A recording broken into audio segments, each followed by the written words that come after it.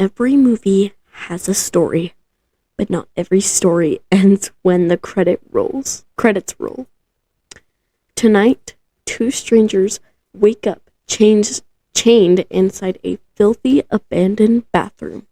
Between them lies a dead body holding a revolver and a tape recorder. They have no idea how they got there, why they were chosen, or how far they will have to go to escape. What begins as a desperate fight for survival becomes a twisted game about guilt, obsession, sacrifice, and the value of life.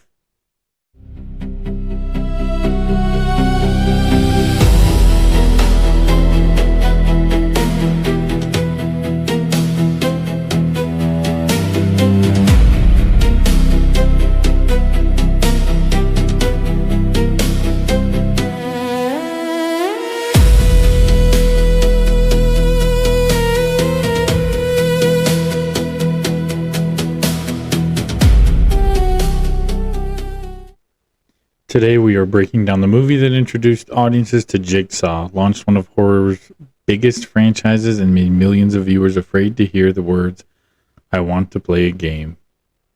This is Saw. Welcome to Popcorn and Nightmares, the podcast where we watch horror movies and sometimes other genres. Then we break them down scene by scene, scare by scare, and sometimes laugh at the terrible decisions people make.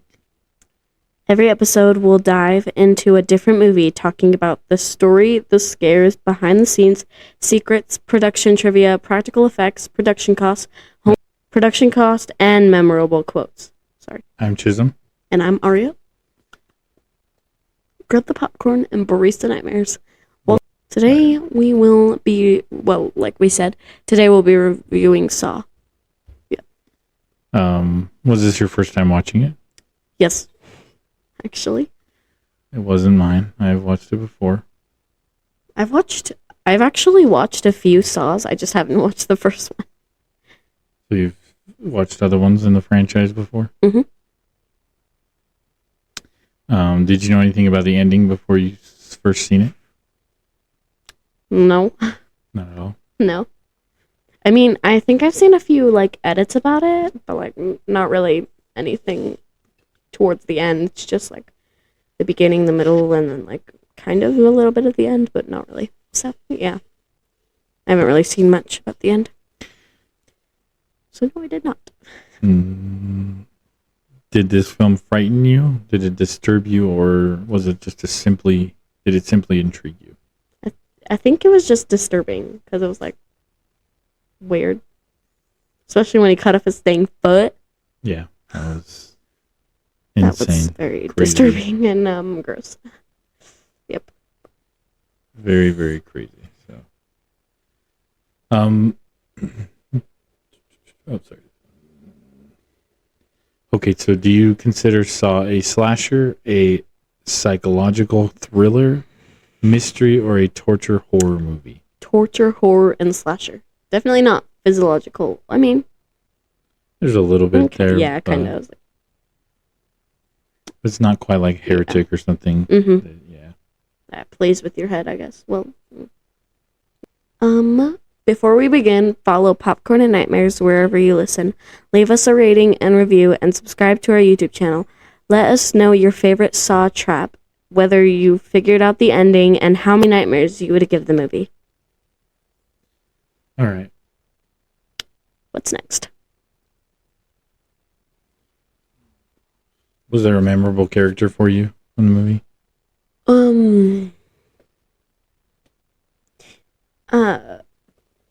You know that guy that was at the hospital? The weird guy, I think he was weird. And then he came out to be in the ending too. He came out to be he came out to be trying to kill the mother and the daughter. Oh. Yeah, I when I saw that guy and I was wait. I was oh, I paid attention to that guy, and then when I saw him, I was oh, wait, isn't that the guy from the doctor's place, the hospital? Was he a nurse or a janitor? I think he was a nurse. Something like that. Yeah. I think he was what do they call those people? The people who walk around with the attendings and they're learning. Oh. I don't can't think of it right Dude, now. I've been watching Grey's Sure. Anatomy for like 3 days straight, and I can't remember this. Trainees or whatever? Sure, we'll go with it. I guess that works too. That works. Jigsaw. I mean, Mm-hmm. when he's been laying in the room the entire time that they've been there. Yeah, that's He gets up and walks crazy. out. That was insane. I was like, Mhm. what? Which one of the traps do you remember the most? Which one Um, was one crazier than the other or anything? the one that I remember, because it was also in Scary Movie, wasn't it? It was the one where it goes on your head, like the one where The bear trap? yes, Mm-hmm. yeah, that's the one that I remember because it's in Scary Movie, I think, and then it's also in this. So I was like, oh, yeah, that's the one that I remember most, and it's like scary to be like having that around your neck, and it would like smash on your go. Yeah, you get nails into your face. I guess was it? Is that what it was? No. That's what it was for that guy. Yeah, for what the trap would have done is it was kind of in her mouth. Oh! So It would ripped her jaw in ripped half. her. Yeah. Oh yeah, I would not want to see that. I'm glad we didn't see that. I'm glad she survived because I did not want to see that. That would have, yeah. She had to cut the guy open to find it. Oh yeah, no. So some movie facts about this movie. The theatrical release of this movie was on October 29th, 2004. The Sundance premiere was January 2004. This movie's runtime is an hour and 43 minutes. It is rated R. The genres are horror, mystery, and thriller. The director was James Wan. The screenwriter is Leigh Whannell. Story was James Wan and Leigh Whannell. Producers were Greg Hoffman, Oren Coles, and Mark Berg. The composer was Charlie Clouser. Sure. I don't know how to say that. Cinematographer. What? I said sorry if I said that wrong. Cinematographer was David Armstrong. Editor was Kevin Gruter. Production design Julia Berghoff. These are crazy names. Production companies were Twisted Pictures and Evolution Entertainment. It was distributed by Lionsgate. The production budget was approximately 1 to 1.2 million. Basically 1 million. So domestically in theaters, it made approximately $55 million. International, it made approximately 47.9 million. Worldwide, it made approximately $103.1 million. The movie was principally filmed in Los Angeles, California. To save money and avoid time-consuming company moves, the production created numerous locations inside of a single industrial facility. Sets and redressed areas represented the bathroom, Jigsaw's workshop, Dr. Gordon's home, Detective Tapp's apartment, police locations, hallways, the parking garage area, and Amanda's trap location. Who's Amanda? She's the lady that had the bear trap. Principal photography was completed in approximately 18 days, an extremely compressed schedule even for a low-budget feature. The central bathroom material reportedly occupied roughly 6 shooting days. Shawnee Smith's matter as Amanda was completed very quickly, often reported as 1 day because her part in the original film is brief despite becoming essential to the franchise. We'll get into the production budget. This is the estimated. Yeah, it's estimated production costs for the movie. So cast salaries ranged between $200,000 and $300,000. Director, writer, and producers were $100,000 to $160,000. Wow, no 1 millions. Well, the budget was only $1 million. So yeah. Couldn't beat That's that. That's a very cheap budget. Crew wages was between $200,000 and $250,000. Sets, construction, and locations were $120,000 $120,000 to $175,000. Cameras, lighting, and equipment, $100,000 to $140,000. Makeup, props, and practical effects were $80,000 to $120,000. Film stock, processing, and laboratory work, $70,000 to $110,000. Editing and post-production were $100,000 to $140,000. Music and sound, $40,000 to $75,000. Insurance, transportation, and miscellaneous costs were $70,000 to $110,000. So, like we said, the estimated or the approximate total budget was $1 million to $1.2 million. An estimated marketing cost breakdown of what it may have cost them to market the film. Again, this is just an estimate. It's not necessarily what it was. Yeah, we don't actually know what it was. No, just kind of fun to look at, see maybe. Mm-hmm. So, television advertising could have been between $2 to $4 million. Theatrical trailers were $500,000 to $1 million. Prints and theater materials, $750,000 to $1.5 million. Posters and outdoor advertising were $500,000 to $1 million. Publicity and press screenings, $250,000 to $500,000. Premiere and promotional appearances were $100,000 to $300,000. Early internet advertising, $150,000 to $400,000.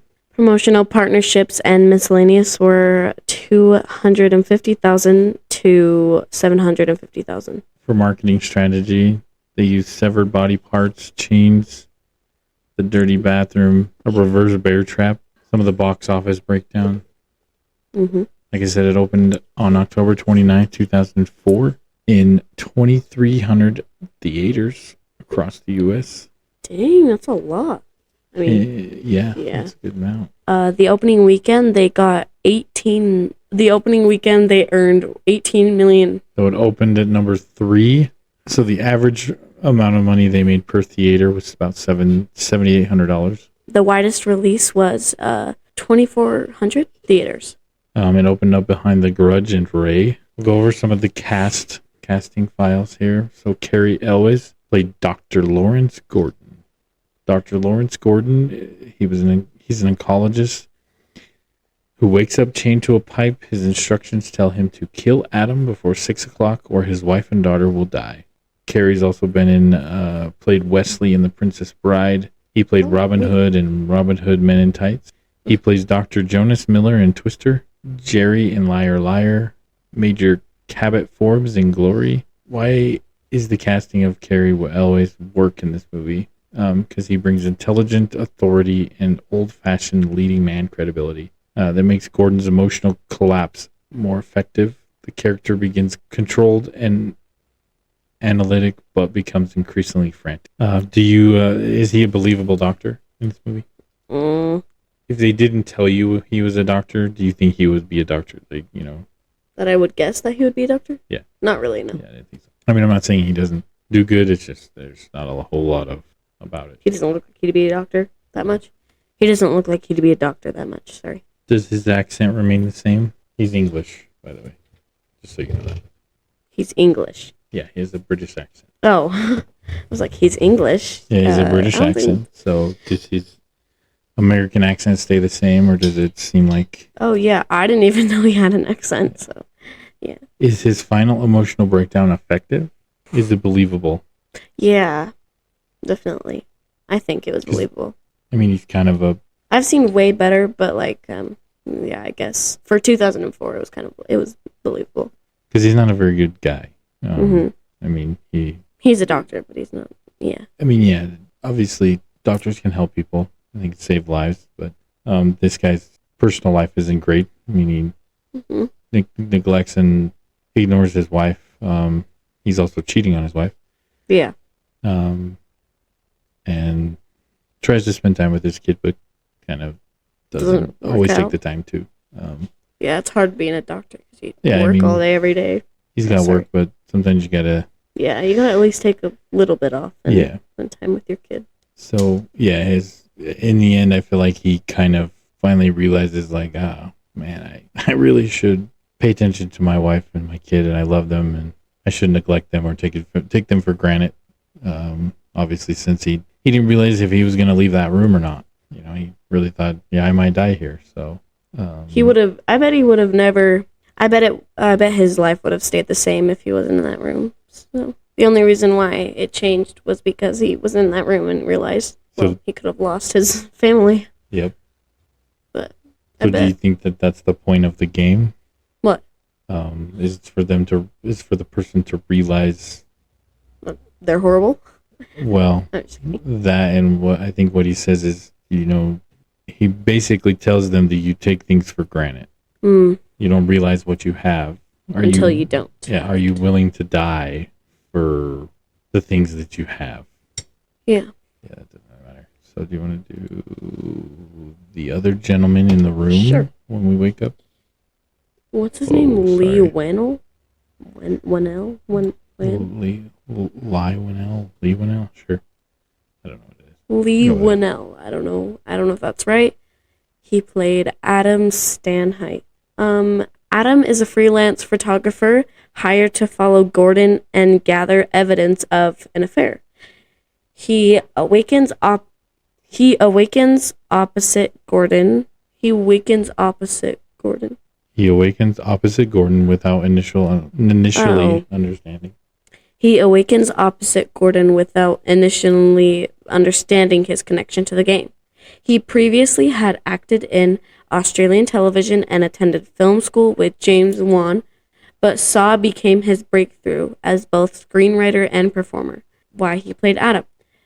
He played Adam because using him reduced costs and placed the person most familiar with the script inside the central room. His nervous, sarcastic energy contrasts with Gordon's controlled personality. Is Adam likable? I don't know. I didn't really like him that much. He's kind of a scumbag. He takes pictures of people without them knowing. That's weird. Yeah, he's like Weirdo. The paparazzi. Like taking.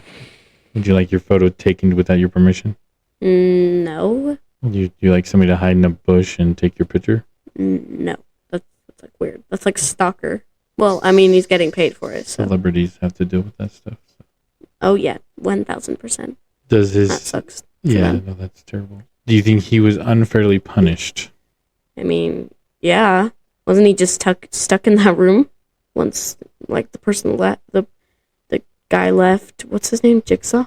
Well, he was hired to... Oh. He was hired to blackmail the doctor. Oh, yeah. So do you think he should or shouldn't have been in that room? Was he also a bad person? That's kind of what he took pictures. Bad. Like I said, he got hired to take pictures of people.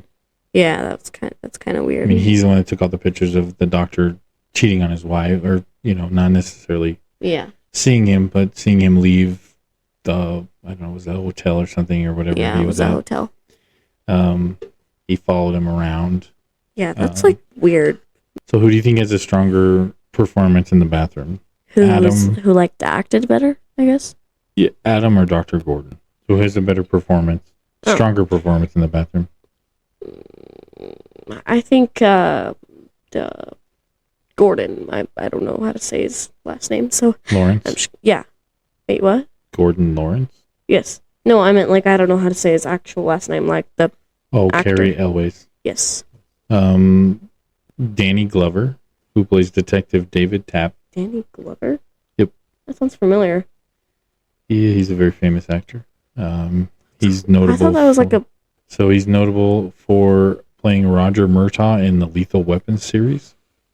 He was in The Color Purple, Predator 2, Angels in the Outfield, and Wit. Tapp becomes obsessed with identifying Jigsaw after his partner is killed. He continues investigating after leaving the police force and eventually begins surveilling Gordon. Doesn't he think that it's Gordon? Yeah, they do, because they find his light pen. Oh, his pen. Yeah. I think Jigsaw, or maybe it was the other guy. It was the accomplice. Oh yeah. The guy who had the daughter in the. Yep. Yeah, that might have been why his pen was there. Probably. That's probably why it was there. Actually, not maybe. It's probably why. Yeah, Danny Glover immediately gives this a small production legitimacy. His screen history as a detective also allows the audience to accept Tapp's investigative background without extensive explanation. So do you think he's heroic, unstable, or both? Wait, who is he again? He's the detective. The guy that got his throat slit. Oh, yeah, okay. I don't know. Heroic? I don't know. Yeah, I guess heroic. So I think that he is initially a hero, or tries to be heroic. I don't know about hero. I mean, he obviously, but I believe he becomes unstable with the obsession he has with trying to figure out who Jigsaw is. Do you think his obsession contributes to his death? I guess. Yes. All right. Monica Potter, who plays Allison Gordon, Dr. Gordon's wife. Allison is held hostage with their daughter, Diana. Monica gives Allison more strength than the standard captive spouse. Allison recognizes an opportunity to fight back and attempts to protect Diana rather than waiting passively for rescue. Michael Emerson plays Zepp Hindle. At the time, Emerson was respected for stage and television work, but had not yet become widely known as Benjamin Linus on Lost. Why he is effective. Zepp initially appears to be Jigsaw. Emerson makes him nervous, invasive, cruel, and strangely childlike. The performance supports the false villain twist while still allowing the later revelation that Zepp is also a victim to make sense. Ken Long is Detective Stephen Singh. Singh is Tapp's partner. He is killed after triggering a shotgun trap while pursuing Jigsaw. Wong later became well known through Lost, Rush Hour, The Sopranos, and numerous film and television roles. And for the main character, Tobin Bell as John Kramer / Jigsaw. He is previously known, before Saw, Bell was primarily known as a character actor and background performer, appearing in projects including Mississippi Burning, Goodfellas, The Firm, In the Line of Fire, The X-Files, and 24. Why was he cast in this movie? Because Bell's calm voice and stillness were ideal for Jigsaw. He did not need to behave like a loud, theatrical slasher villain. He controlled delivery, suggested intelligence, conviction, and impatience. His performance challenges. Bell spent much of the bathroom material lying motionless on the floor. Remaining physically still for an extended periods was essential to preserving the twist. Shawnee Smith, who plays Amanda Young. Amanda is the only known person on this stage to have survived one of Jigsaw's games. She awakens with a reverse bear trap attached to her head and must remove a key from the stomach of another person before the device opens her jaw. Smith later became one of the franchise's most important performers. Mackenzie Vega, Diana Gordon. Diana is Lawrence and Allison's young daughter. Her presence increases the urgency of Gordon's deadline and gives the hostage material emotional weight. Ned Bellamy, Jeff Rindenauer. Jeff is the man strapped to a chair during Jigsaw's drill chair trap. Police intervention saves him before the drill penetrates his skull. Benito Martinez is Brett. Brett is the attorney with whom Gordon is suspected of having an affair-related meeting. Gordon later reveals that he did not go through with cheating on Allison. Who do you think there was anybody else who could have played these characters? No. I mean, of course people could have. Of course other people could have, but like they wouldn't play it exactly like them or as good as them. Or as good as them or anything like that. So let's look at some behind the scenes stuff here, huh? So how Saw began. So James Wan and Leigh Whannell met while studying film in Melbourne, Australia. They wanted to create a movie that could be produced inexpensively without waiting for a major studio to give them permission. They developed a story that largely confined two actors to one room. The limited location was a creative choice, but it was also a practical financial strategy. Rather than merely sending the screenplay to potential investors, they created a short proof-of-concept film based around the reverse bear trap. Whannell played the victim in the short. The short demonstrated Wan's visual style, Whannell's acting and writing, the central game concept, the puppet imagery, the aggressive editing, and the project's commercial horror potential. The short attracted the producers who established Twisted Pictures and helped move the feature into production. So, for creative control, Wan and Whannell were reportedly offered opportunities that could have separated them from their material. They prioritized an arrangement that would allow Wan to direct and Whannell to remain closely involved as writer and actor.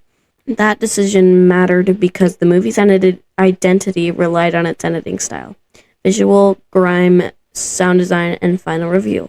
Sorry, I'm doing really bad today. So the 18-day shoot, the schedule created several challenges: little time for rehearsal, limited camera coverage, minimal opportunities for reshoots, actors performing emotional, difficult scenes rapidly, the sets being reused and redressed, complicated effects completed under pressure. How editing solved their problems was that the filmmakers lacked enough footage. When the filmmakers lacked enough footage for traditional scene construction, they used rapid cuts, speed changes, flash frames, insert shots, strobe-like lighting, aggressive sound effects, repeated visual fragments, and handheld camera movement. This approach became part of the franchise's visual identity.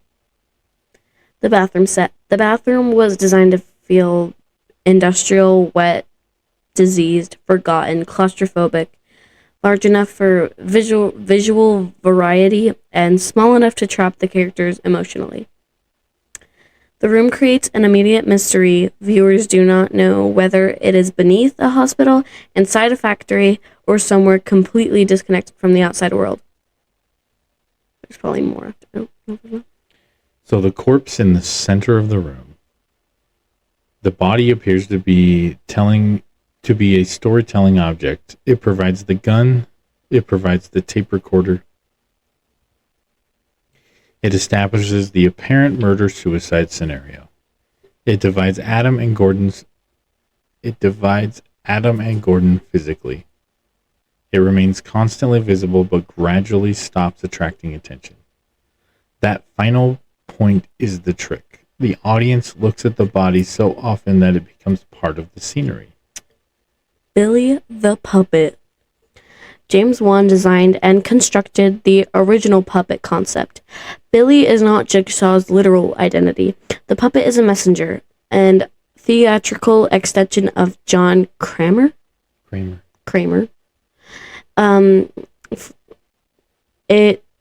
Its design includes pale face, red spiral cheeks, black hair, a red bow tie, a black suit, a white shirt, mechanical jaw, and a red tricycle. Billy's childlike appearance makes the violence feel more disturbing. The reverse bear trap. The trap originated as the centerpiece of the proof of concept short. Its storytelling function is important because it explains Jigsaw's philosophy before John Kramer is revealed. A timer creates urgency. The victim must perform an awful act. Survival is technically possible. Another human being becomes part of the test. The survivor is expected to feel grateful afterwards. Wan later identified the reverse bear trap as his favorite trap and emphasized its importance to the project's early presentation. Dang. That's insane. They have a really low score on their tomatoes. Their Rotten Tomatoes. Oh, sorry. Charlie Clouser, is that the one? Closer. Clouser? That's it. Clouser? Okay. Mm-hmm. Charlie Clouser and Hello Zepp. Is it Zepp? Yeah. Composer Charlie Clouser created the score's industrial electronic sound. His background included work with 9-inch nails, which suited the film's mechanical and decaying aesthetic. Hello Zepp Hello, Zep accompanies the final chain of revelations. The composition builds through repetition. Repetition. The composition builds through repetition. As separate clues suddenly connect. Zep was being tested. The key was in the bathtub. The apparent corpse is alive. John Kramer is Jigsaw. Adam was doomed by a small mistake at the beginning. And Adam was doomed doomed by a small mistake at the beginning. Oh my god. The music became the franchise's signature theme. Klauser's industrial score is now inseparable from Saw's identity. So, some production problems. The greatest documented problem was the lack of time and money rather than one catastrophic incident. Some of the challenges included a shooting schedule of less than 3 weeks, limited takes, minimal rehearsals, maintaining continuity inside the bathroom, keeping the central corpse perfectly still, completing effects quickly, building numerous apparent locations within one facility, and capturing enough footage for the police and hostage storylines. Okay. So there was no widely verified report of any major on-set injury comparable to the dangerous accidents associated with some large action productions. Improvisation and performance adjustments. The production's fast schedule required actors and filmmakers to adapt constantly. The chaotic emotional style during Gordon's final breakdown works partly because the scene feels uncontrolled. His attempt to use the saw is not presented like a polished action sequence. It feels panicked, painful, and desperate.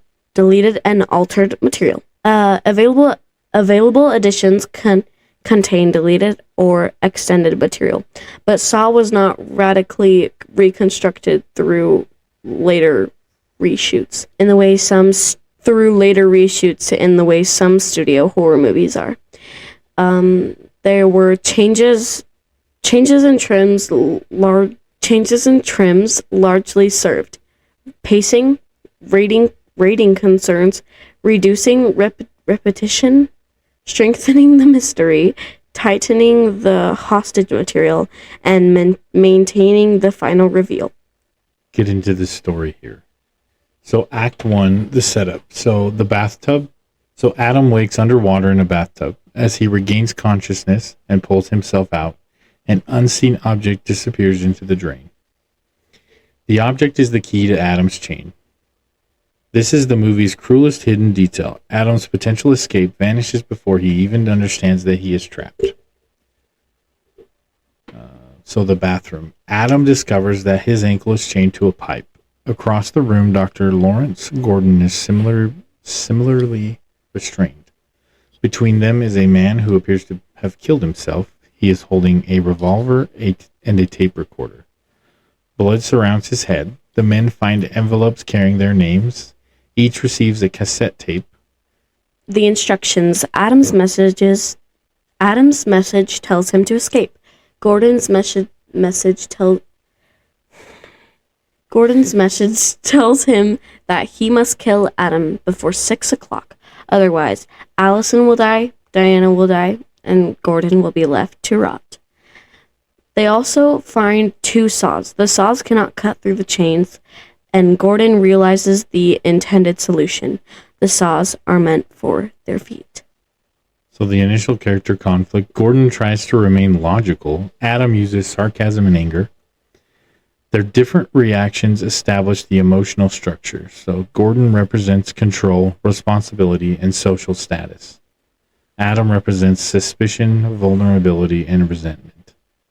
Both are withholding information. Both initially assume they are random victims. The Jigsaw investigation. Gordon tells Adam about a killer known as Jigsaw, Unlike a conventional murder, Jigsaw places people into games and claims that they determine whether they survive. Paul's test. Paul is a man who had attempted suicide or self-harm, was placed inside a maze of razor wire. To escape, he had to force his body through the wire before a timer expired. Jigsaw's judgment was that Paul had treated life casually. The test required him to injure himself in order to live. So Mark's test was Mark claimed illness while apparently being physically healthy. Jigsaw covered him in a flammable substance and forced him to search for a combination written on a wall while holding a candle. Broken glass covered the floor. The test connected deception, bodily vulnerability, and fire. Amanda awoke with the reverse bear trap attached to her head. A video told her that the key was inside the stomach of her supposedly dead cellmate. She cut him open and survived. The cellmate was just kidding. The cellmate was alive but incapacitated. Amanda later told the police that Jigsaw helped her. Discussion, boys. So do you think that Jigsaw did help her? I mean, yeah. Or do you think that the whole thing was so traumatic that it severely confused survival with salvation? I mean, it was traumatic, but, he did tell her that the key was inside the stomach, and she probably would have died if he didn't tell her that. But also... she was a drug addict. Yeah. So he was, according to her, he helped her get sober. How? By locking her in a room and showing her that living her life, being alive, and not taking her life for granted by filling her body full of drugs. Yeah. So she claims, or he claims, I guess, and she sees that, or she thinks that he is basically her savior. Okay. So when Dr. Gordon becomes the suspect, the police found Gordon's penlight at one of Jigsaw's scenes. Detective Tapp and Singh questioned him. Gordon had an alibi because he was with another woman, but he was reluctant to reveal that information. The penlight was planted to frame him or redirect the investigation. Gordon is forced to listen to Amanda's testimony, establishing that he already knew about Jigsaw before entering the bathroom. We're on to Act 2, The Secrets and Rising Tensions. Act 2, The Secrets and Rising Tension. The One-Way Mirror. Adam and Gordon discover a hidden camera. Someone is watching them. This confirms that the game is active, not simply an abandoned setup. So the cigarette plan. Gordon's tape and available materials suggest that poisoned blood may offer a way to kill Adam. Gordon creates a plan. Dip a cigarette in blood, give Adam an untainted cigarette, and have Adam pretend to die. That did not work. Tricking the observer into believing Gordon completed his task. The plan almost works, but Adam received an electrical shock through his chain. The observer can punish them remotely. Gordon's electrically triggered memory. Gordon also receives a shock and remembers being abducted in a parking structure. The audience sees a big masked attacker approach him. So Adam's secret. Gordon discovers photographs among Adam's possessions. Adam admits that he was paid to follow and photograph Gordon. His employer was Detective Tapp. Adam reveals that Tapp became obsessed with Gordon after leaving the police force. So the question about the affair. Photographs suggest Gordon was meeting his medical student, Carla. Gordon insists that although he had considered cheating, he ultimately walked away. The distinction matters to Gordon, but Jigsaw's game punishes him for emotional neglect and dishonesty, regardless of whether the affair was completed. Allison and Diana. Allison and Diana are being are held hostage by Zepp. Just kidding. Allison is able to speak with Gordon by telephone, but must conceal the danger. Eventually, she warns Gordon not to trust Adam. That warning deepens conflict in the bathroom. Even though Adam's surveillance work does not make him responsible for the game. So Tap's obsession. Tap monitors Gordon's home from across the street. He sees signs of the hostage situation and intervenes. Allison fights Zepp and gains control of the gun. During the struggle, Tap enters. Zepp escapes. Tap pursues him. Tap and Singh's earlier raid. Tap's obsession begins when he and Singh located Jigsaw's lair. They found Jeff restrained in the drill chair trap. Jigsaw appeared in a cloak and mask during the confrontation. Singh attempted to save Jeff. Tap confronted Jigsaw. Jigsaw slashed Tap's throat. He sure did. Tap and Tap? Singh pursued Jigsaw, and Singh triggered a shotgun trap and was killed. Tap survived, but became consumed by the case. 6 o'clock arrives. Gordon believes Allison and Diana will be killed. His panic overwhelms his medical detachment. He uses the saw on his own foot. Why the scene works. The film does not calmly document the amputation. It uses rapid editing, screaming, frantic movement, reaction shots, music, blood, and Gordon's emotional collapse. The imagination completes what the movie does not show in prolonged detail. Gordon shoots Adam. After freeing himself, Gordon uses the revolver and shoots Adam. The bullet does not kill him immediately. This apparently completes Gordon's instruction, but the deadline has already passed, and the entire game has deteriorated. Gordon crawls away, promising to return with help. Adam remains trapped. Zepp and the final reveal. Zepp enters the bathroom. Zepp arrives, intending to kill Gordon. Adam survives the gunshot and attacks him. During the fight, Adam uses the toilet tank lid to beat Zepp to death. Adam believes he has killed Jigsaw. The tape.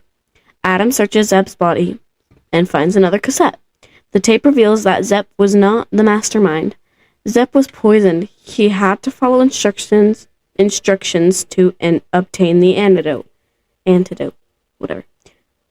He was another player in the game. So, in the end, the body rises. The supposed corpse in the middle of the bathroom begins to move. John Kramer stands. He removes prosthetic material from his head and reveals himself as Jigsaw. Oh my gotcha. So, things that connect John to Jigsaw. So, Gordon had previously treated John for cancer. John was seen lying in the hospital bed in there. I believe it was when Dr. Gordon was, I think he was teaching all the medical students. Yeah, and he was laying in the bed. Yep. Turns out he was also in the bathroom too. The body's blood placement supported the illusion of suicide. Jigsaw knew details about Gordon's personal and professional life. John remained inside the room to observe the game directly. The electrical control device was in his hand the whole time. John tells Adam that the key to his chain was in the bathtub. The audience remembers the opening drain shot. Adam's chance of escape disappeared immediately through confusion rather than conscious failure. The final attack. Adam tries to shoot John. John activates the electrical current in Adam's chain. He walks over to the door, turns off the light, and says, "Game over." He closes the door, leaving Adam screaming in the darkness. What do you think of the guy who plays Jigsaw? I think his voice is perfect. He's not loud and crazy, just kind of chill, like a chill guy. Yep. So the central concept is simple enough to understand immediately. So two men are trapped in a room and one must kill the other. The screenplay then adds police investigation, hostages, surveillance, personal secrets, multiple suspects, flashbacks, and false villain. And then a final identity reveal. The complexity is impressive and the complexity is impressive given the budget. The atmosphere. 9 out of 10. The movie creates an oppressive atmosphere through sickly green lighting, rusted pipes, dirty tiles, industrial sound, flickering images, cluttered rooms, rapid editing, and constant uncertainty. The bathroom feels like a place separated from the normal world. It's pretty gross in the bathroom. Yeah, it's like nasty. I would not be sitting down. I'd be standing up that whole time. I mean, he reaches in the toilet with that was disgusting. He had like crap on his hand. Has shit in it. Yeah, that bathroom looks like it was used. Maybe Jigsaw had to take a shit. So some of the scares, the film is not built around constant jump scares. The fear comes from captivity, timers, physical helplessness, hidden observers, moral choices, sudden electrical punishment, and the possibility of self-amputation. The final revelation that the body was alive. Oh my god, Che. Would you have cut your foot off? No. No? No. Even if you would have been able to escape? No. You would have just died in that room? I mean, I don't know. I guess, yeah. But it's my foot. Actually, yeah. Yeah, I would cut off my foot to get out of there. I think I would. I don't know. But I would at least crawl. He didn't crawl out. He literally started sliding on the ground. I would have crawled on my knees. Way faster. Maybe he couldn't with his foot off. You never know. You don't use your foot to crawl. You use your knees. Yeah, but you don't know how much pain he was in. Maybe he couldn't. Well, he had 2 legs. He could have used the other one to crawl. Sure, he's missing a foot, though. Well, yeah. He only had 1 foot. He had 2, now he has 1. Really? Yeah. So the villain in the movie, Jigsaw, became memorable because he is not presented as a standard masked killer. His defying elements included a calm voice, moral lectures, mechanical traps, recorded instructions, and a theatrical puppet. So, personal research claimed opportunities for survival and refusal to identify himself as a murderer. Jigsaw insisted he is not a murderer, but he abducts people, places them in lethal situations, and uses victims against one another. He removes meaningful consent, designs tests with unequal or nearly impossible odds, predicts that many participants will die. His philosophy is an excuse for control, not a genuine moral distinction. Soundtrack. 10 out of 10. Hello, Zep.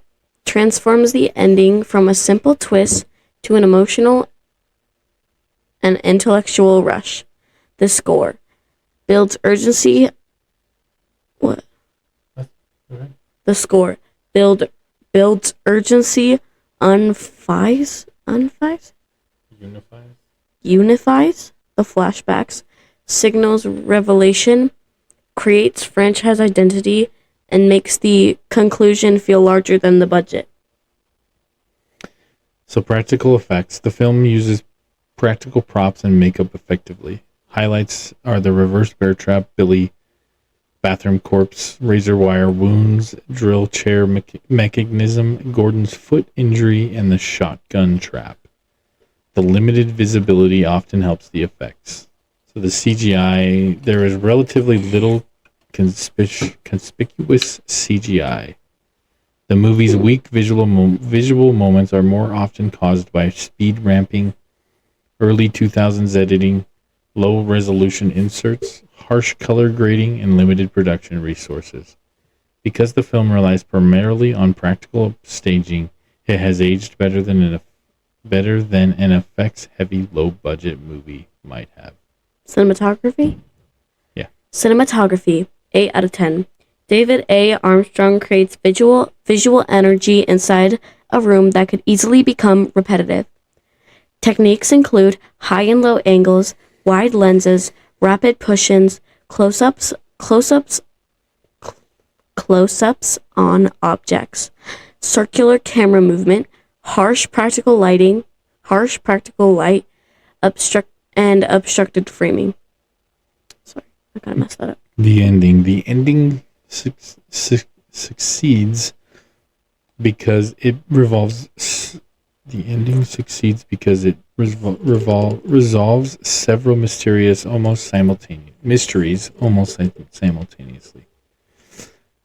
So Zepp is not Jigsaw. Zepp is not another victim. John Kramer is alive. John has been in the room the entire time. Adam's key vanished in the opening scene. Gordon escaped without truly defeating the game, and Adam is left behind. Oh yeah, that was crazy. So you just left behind like that? Did you know what the glowing thing that went down the drain was? That was the key. I know, but did you know anything? What did you think when you saw it first? I was confused. I was like, what is that? I was like, why is there a light or something going down the drain? This is the key. Very concerning. Something was important about it, though, or else they wouldn't have showed it. But so some nightmare problems in this movie. So some plot holes and logical. So some plot holes. So why did John risk lying on the floor? Why do you think he was? Why do you think he wanted to lay there? I guess see what they would do. I don't know. Hear what they would say and because they were pretending to with the cigarette and all that, and I'm pretty sure he heard them and all that because he was right next to them. Mm-hmm. So, yeah, he knew that they were what they were planning or something like that. Yes. I guess, yeah. He just wanted to see what they would say or do, and yeah, I don't know. To witness it firsthand. Uh-huh. I mean, the problems there is he could have coughed. Oh, he yeah. He could have accidentally moved. He could have been hit. That would have sucked. Hit by something and, moved or winced or whatever. They could have noticed his breathing. Oh, yeah.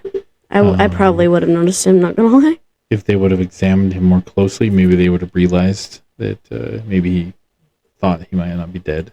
Mm-hmm. And then if they would have shot a bullet, he could have been hit by a ricochet. Yeah. I am curious that how do you think he remained still the entire time? Yeah, how did they not see anything? Do you think you could have laid there the entire time without moving? No. I'm way too impatient for that. I would have definitely moved in I don't even know, probably the first 10 seconds probably. I would have accidentally went and they'd be like, I don't think you could have been quiet or still for that long. Yeah, 1000%. Definitely couldn't have been. Definitely couldn't have stayed still that long. Is this how we're doing it now? I don't know. Yeah, how could he stay still, even with a sedative or preparation, remaining still through shouting, gunfire, and hours of physical discomfort strains? And that's insane. I don't know how he possibly laid there the entire time. Yeah, that was insane. I probably would have maybe moved a little. Yeah. When they were not looking, because it's risky, but I gotta move at some point, bro. I just can't do it. So why was Adam's key so easy to lose? Maybe they only wanted one of them getting out. I don't know. Placing the key loosely in the bathtub meant it could disappear before Adam knew it existed. Which it did. Yep. This undermines Jigsaw's claims that the game offers a fair opportunity. So what was Adam supposed to do? His instructions were less specific than Gordon's. His escape depended on a key that was lost immediately. Later, franchise Later, the franchise material offers explanations involving Amanda's interference. Adam's instructions were less specific than Gordon's. His escape depended on a key that was immediately lost. And later, the franchise's material offers explanations involving Amanda's interference. But within the first movie alone, the setup appears unfair. Why did Tap go alone? Tap had become obsessive and was no longer operating normally, but pursuing an armed hostage taker without calling for assistance was reckless. I mean, they wouldn't make it in time if he called for assistance, so... Sometimes calling for backup. Doesn't always. Sure. Yeah, I guess. But sometimes it doesn't work out for the people in the situation, sadly. Yeah, which sucks. Why do you think that... That's a stupid question. What was it? Well, why do you think the guy continues even after his wife escapes? He needs the antidote or else he'll die. Yeah. Why do you think they didn't try to cut through the pipes? Oh, that would have been a good idea. Yeah. They try to cut through the chain, which doesn't work. But, aren't pipes, thin? I don't know. It depends. The one... They could have, smashed the pipe in. Most of them were made of metal or some type of... Yeah. It would have been really hard to saw through even still. Yeah. At least try, but Adam broke his, so he had no luck. Yeah, he broke it and then threw it across the room. Yeah. So he couldn't do anything with it. The guy that gets shot by the shotgun trap. Oh, uh-huh. Was there a wire on the ground that he tripped? Why? So some of the weak scenes, some possible choices are some of the police dialogue is heavily expositional. Some of Gordon's family subplot occasionally interrupts bathroom momentum. Certain rapid editing montages feel dated. Tap's obsession could have been explored more deeply. The hotel room material is less interesting than the central game, and some emotional exchanges become overly theatrical. I think the affair was kind of dumb, especially seeing as he didn't do it. The what? The affair. Oh, yeah. Obviously, it is a main point in the fact that why Adam is taking pictures of him, or hired to take pictures of him. Who hired him? Tap, the detective, or former detective at the time, I guess. Character mistake. Go ahead. Adam. He does not inspect the bathtub carefully. He hides information from Gordon and does not immediately reveal all photographs. Attempts to shoot John after the game is effectively over and kills Zep before obtaining answers. I guess Gordon withholds his history with Jigsaw. Initially conceals the reason police questioned him. Underestimates Adam, allows fear to overpower strategy, fires at Adam without confirming whether doing so will save his family. Leaves Adam while promising to return. Do you want to say some more? Yeah. Okay. So Detective Tap becomes obsessed with Gordon. He conducts surveillance without proper support, and he pursues Zep alone. And this allows personal guilt to control the investigation. Detective Singh, he follows Jigsaw into a trap-filled area without sufficient caution, and he moves through the trap wire corridor too quickly. Zep appears to enjoy exercising control, remains committed after a hostage plan collapses, and enters the bathroom rather than looking for another way to secure the antidote.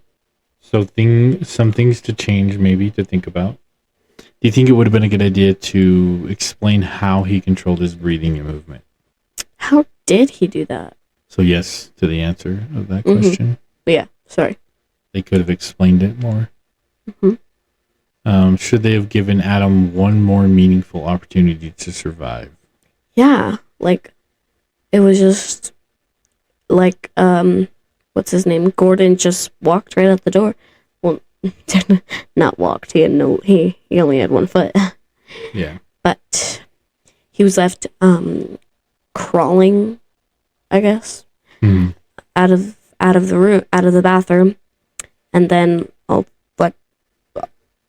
then he kills Zep, doesn't he? Yeah. Yeah, and then I think Adam does that, but yes, he does. That's what I meant. Sorry, I don't know if that was confusing, but and then all of a sudden, just the guy in the middle, I forgot his name, just stands up and just Jigsaw. Yeah, Jigsaw. Sorry. John Kramer. Yeah. Jigsaw. All of a sudden, okay, gosh, I get it. All of a sudden, he just stands up and turns off the light and walks out the door and closes it and leaves him in complete darkness again. Do you think that Dr. Gordon should have do you think that he should have made sure that his family was safe before he left? Or do you think they should have given more evidence that his family was safe before he left? I think they should have gave more evidence that his family was safe. Or at least showed him, like, seeing his family again or something. I don't know. Or, like, at least him getting out, but it just stopped right as Jigsaw closed the door. Didn't it? That's when it ended? Yeah. Yeah. I wish they put a little bit more after that, but it was still good. So one thing I wanted to do, I wanted to go over some of the top grossing films of the year the movie that we're talking about came out. So the number 1 movie of 2004. Shrek 2. $929.1 million. The number 2 movie of that year grossed worldwide approximately $795.6 million. It was Harry Potter and the Prisoner of Azkaban. Number 3 was Spider-Man 2. Was approximately $784.4 million. I mean, $786.4 million. Sorry. Number 4, The Incredibles with $631.6 million. Number 5 was The Passion of Christ. Was approximately $612.1 million. 6 was The Day After Tomorrow, $552.6 million. You don't have to say approximately after. Okay. 7 was Meet the Fockers. Correct. Not fuckers. And had approximately You don't have to say that. $522.7 million. Number 8 was Troy, $497.4 million. Number 9 was Shark Tale. Was approximately $374.6 million. Rounding out the top 10, Ocean's 12, $362.7 million. So where did Saw rank in that list? It ranked at number 54 worldwide among the 2004 release group. Yeah. That sucks. Just kidding. That's not bad. Yeah, I know. For a horror movie, probably. ASMR. One of the biggest surprise hits of that year was The Passion of the Christ. Some major disappointments of 2004 in movie releases. Alexander. The Alamo.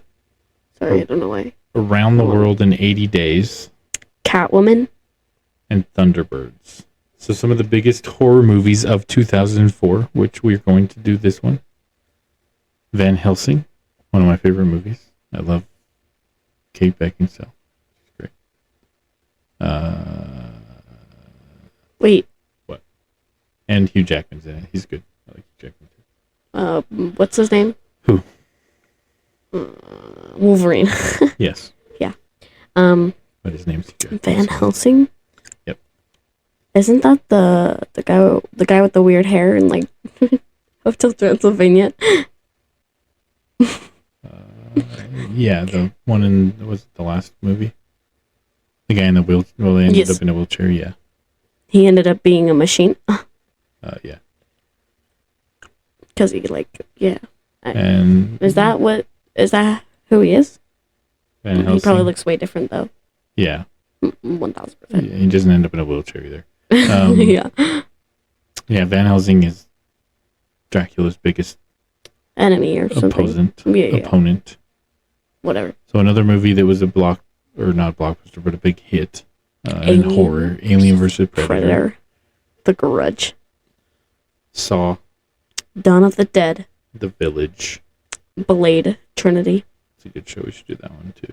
I don't know what that is. Exorcist, The Beginning. Shaun of the Dead? Definitely do that one. That's a good movie. What is that? It's a comedy horror movie. I hate comedy horror movies. So some other notable 2004 horror releases were Creep. I was telling you about Creep. Ginger Snap 2 Unleashed, Ginger Snap's Back, Seed of Chucky. Oh, that was good. The Machinist, Dead Birds, 3 Extremes, Shudder, Calvaire, Club Dread, I've seen that one. Darkness and The Card Player. So some of the trends of 2004, horror trends, that is, of 2004, were zombie revivals, such movies as Dawn of the Dead. Have you seen that movie? I think I have, yeah. Oh. That's a really good one. We should see the new Resident Evil.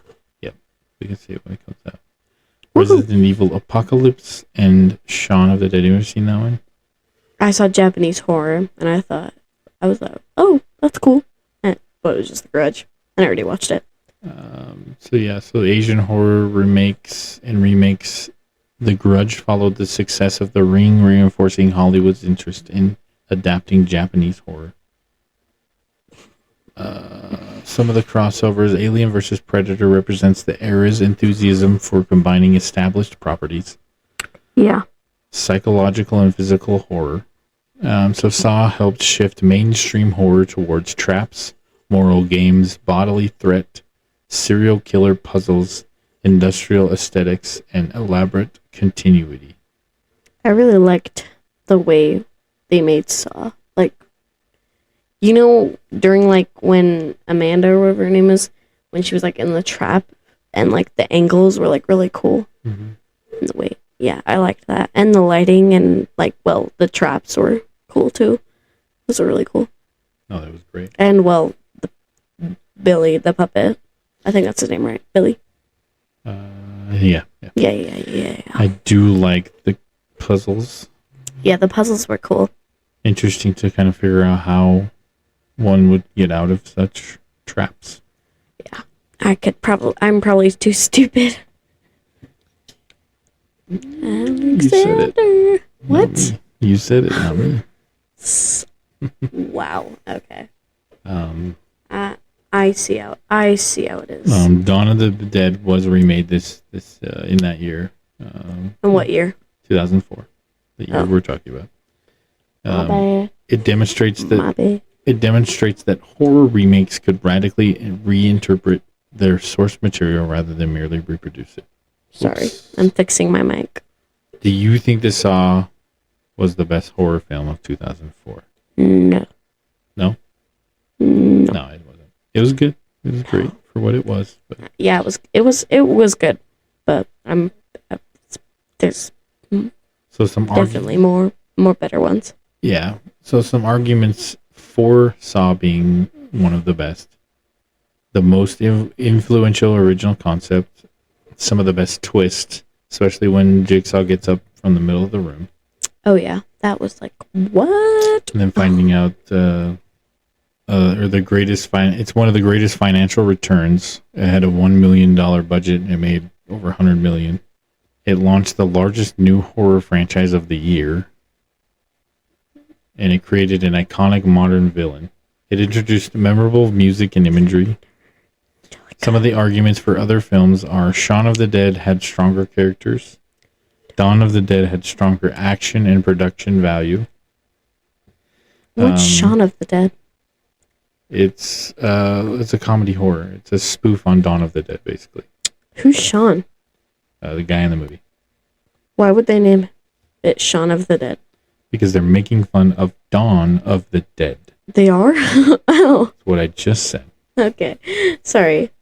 Shudder, That's funny. Shudder may be scarier, and The Grudge may be more traditionally frightening. What was that one movie where they're making fun of Twilight? Oh, I don't remember. I can't remember what it's called. Yeah. I want to watch it.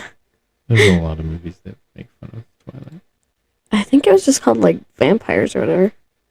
Vampires Suck, I think is what what it's Vampires, called. yeah. I think that's what it was. I believe so. These mics smell like a hotel room.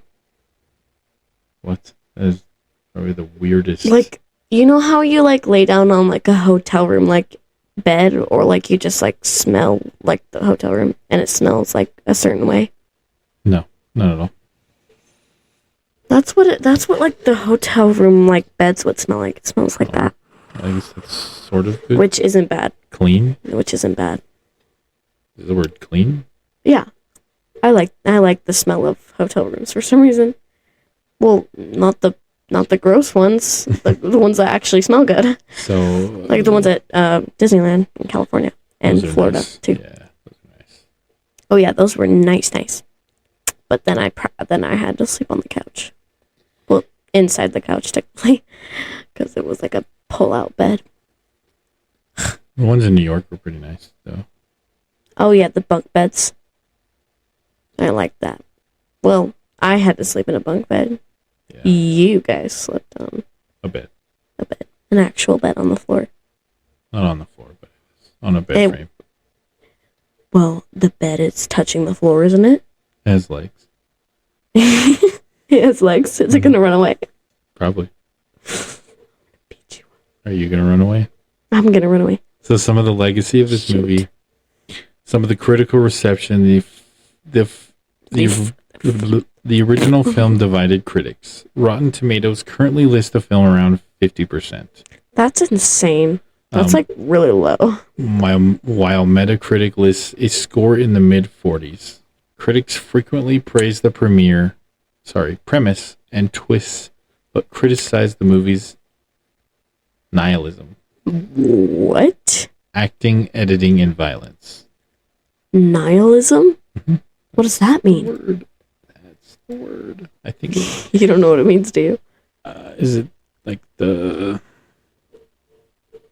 movie's nihilism? What the heck? What the heck? Nihilism is the philosophical position that life, values, truth, and meaning have no inherent or objective foundation. So audience respond. Audience enthusiasm was much stronger than the mixed critical reviews suggested. Yeah. I bet.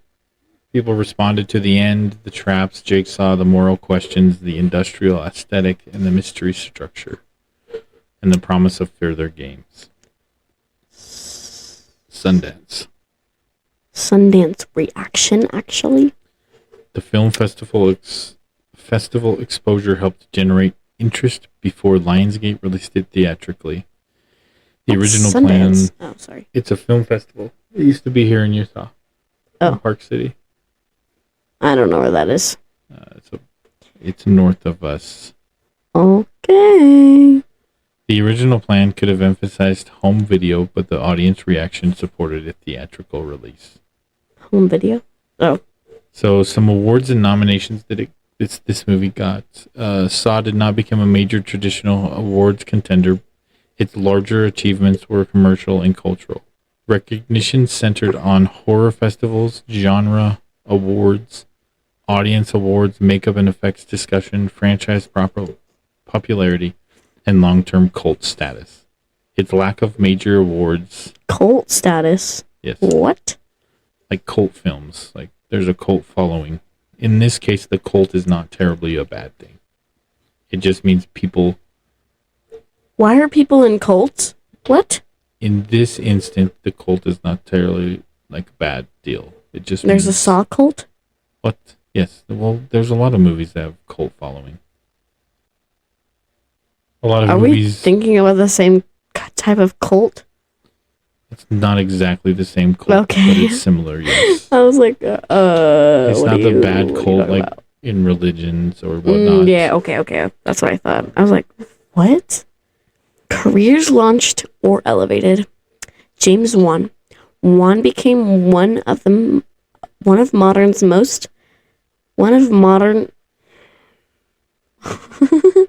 Wan became one of modern horror's most successful directors and producers.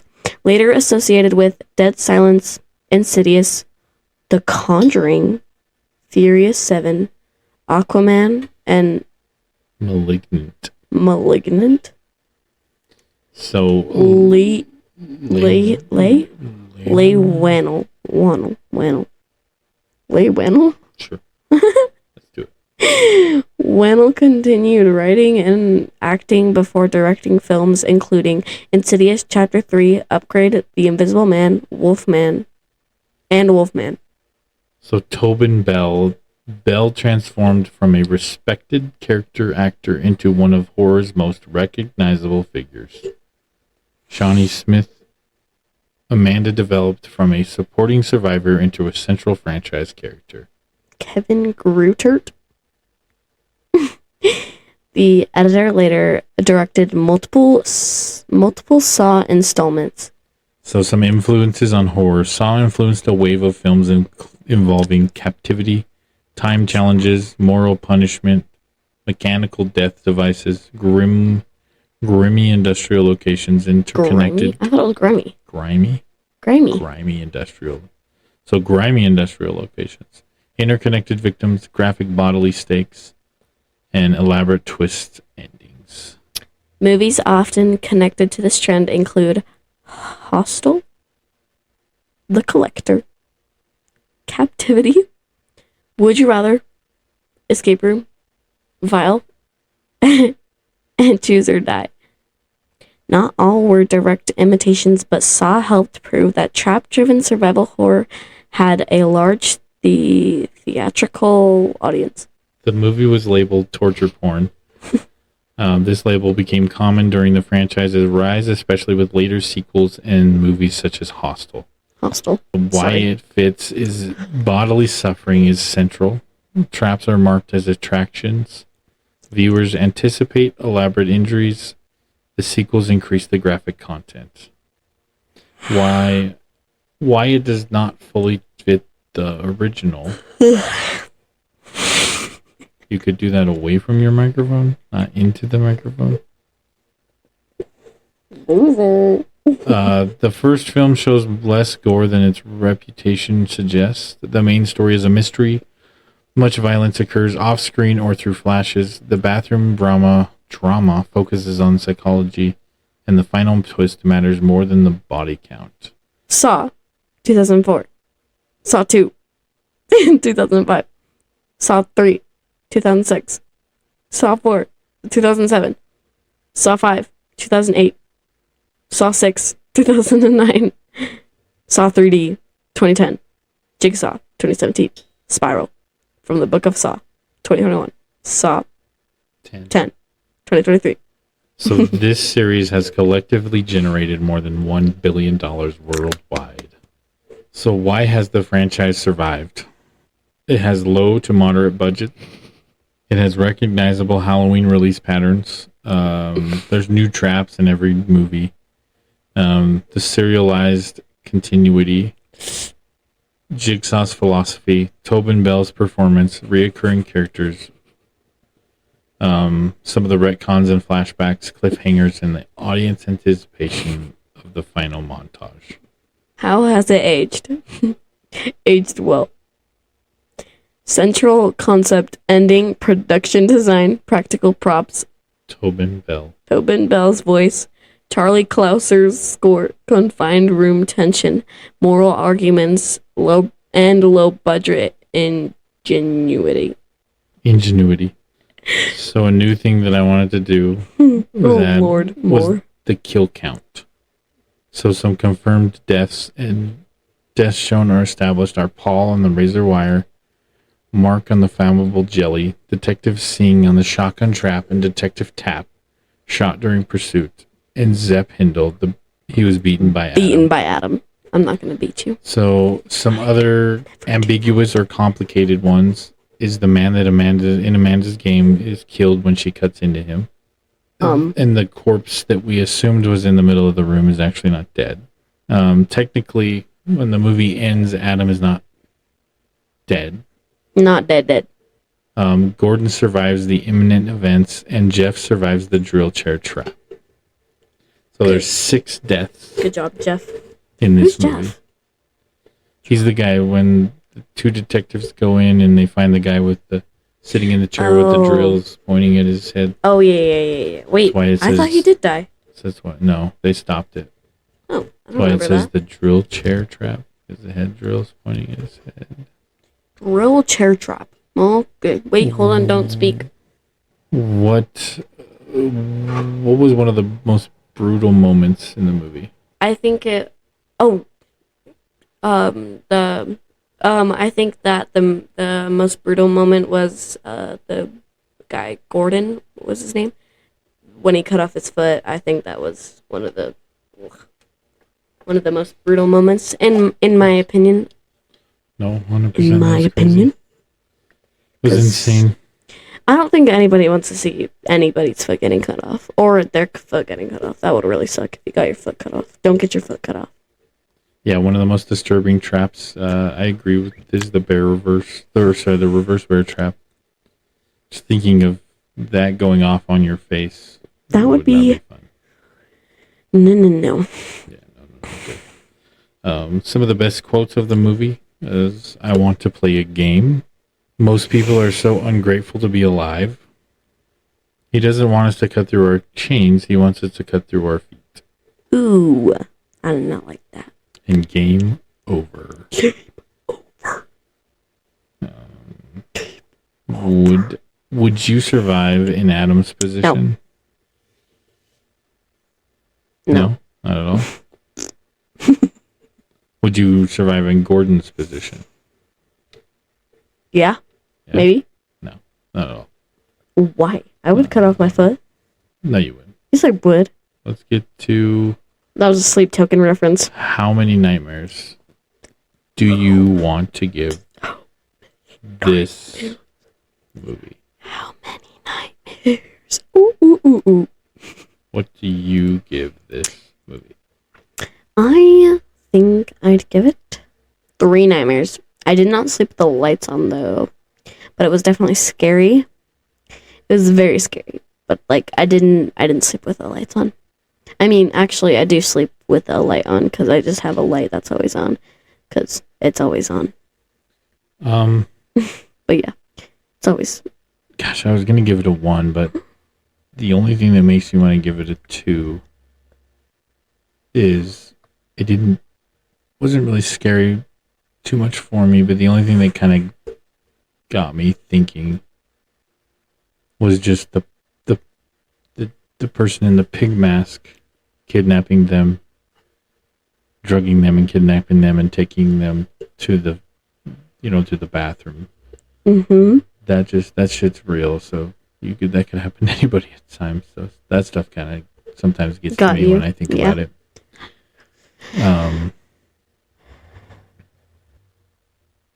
So did you, because I wanted you to watch this scene specifically.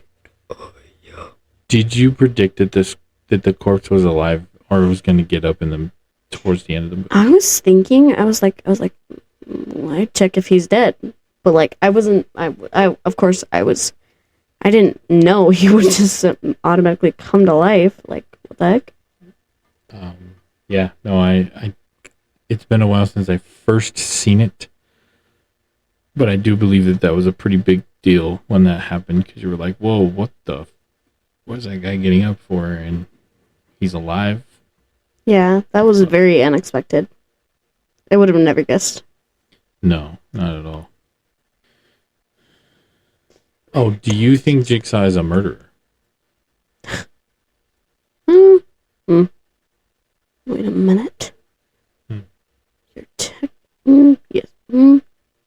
Well, yeah. No? Yeah? Maybe. Yes. Kinda. I mean, like... Well, yeah. Yes. Yes. Yes. Right, yeah. I mean, he doesn't... I mean, technically, you're killing yourself. Well, he doesn't actually kill anybody. Yeah, he didn't touch it. He didn't, like, stab anybody or yeah. I was gonna say shoot anybody, but, Gets other people to do this stuff for him, or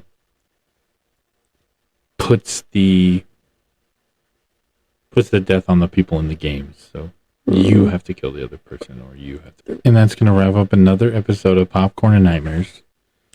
We broke down the story, talked about what worked and didn't, and went behind the scenes and covered some hidden details and gave you our final verdict. But now we want to hear from you. what did you think of the movie?